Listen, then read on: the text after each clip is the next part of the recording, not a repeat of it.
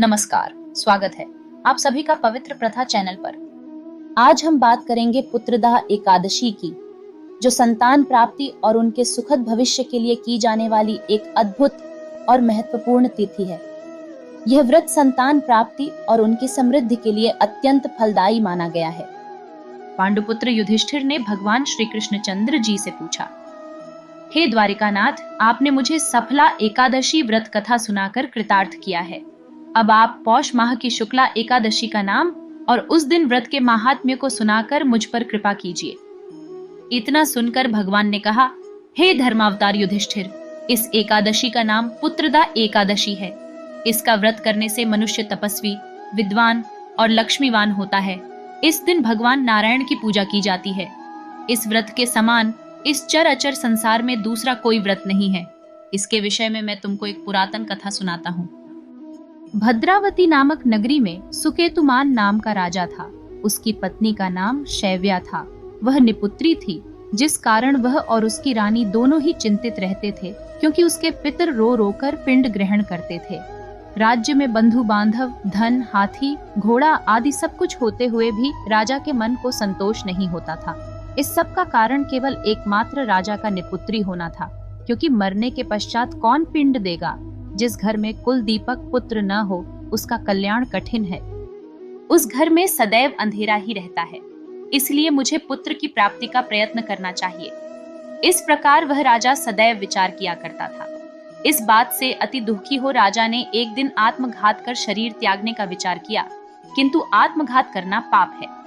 यह सोचकर एक दिन राजा बिना कहे राजपाट को छोड़कर वन के लिए चला गया। अश्व पर सवार हुआ राजा वन में पहुंचकर वन के जीवों के चरित्र देखने लगा। अनेक जीव अपने बच्चों के साथ भ्रमण कर रहे हैं। मृग, बाघ, स्वर, सिंह, रीछ, बंदर, हथिनी, सर्प इत्यादि अनेक जीवों को देखकर वह वन में अनेक दृश्यों को निहार राजा सोच में पड़ गया। इस प्रकार जब वन में राजा को 2 पहर व्यतीत हो गए तो उसे कुछ भूख लगी और प्यास के कारण गला सूख चला था। तब वह राजा सोचने लगा कि मैंने अब तक अनेकों यज्ञ कराए हैं और अनेक ब्राह्मणों को भोजन कराए हैं, किंतु फिर भी यह कष्ट मुझे किस कारण से सहना पड़ रहा है। तब राजा प्यास के मारे व्याकुल हो पानी की खोज में आगे बढ़ा।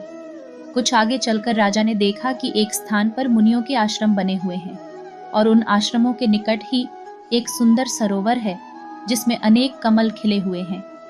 यह सब देखकर राजा घोड़े से उतर मुनियों के पास जाकर दंडवत कर बैठ गया। मुनियों ने प्रसन्न होकर कहा, हे राजन, इस वन में तुम्हारे आने का क्या कारण है? राजा ने उत्तर देते हुए कहा, हे मुनि, आप कौन हैं और इस वन में निवास करने का क्या कारण है? मुनियों ने उत्तर देते हुए कहा, हे नृपेंद्र, हम लोग विश्वदेव हैं। इस सरोवर पर स्नान करने के लिए आए हैं, क्योंकि आज पुत्रदा एकादशी है। राजा ने प्रार्थना कर कहा, हे मुनिवरों, मेरे भी कोई पुत्र नहीं है। यदि आप लोग प्रसन्न हो तो मुझे भी एक पुत्र होने का वरदान दीजिए।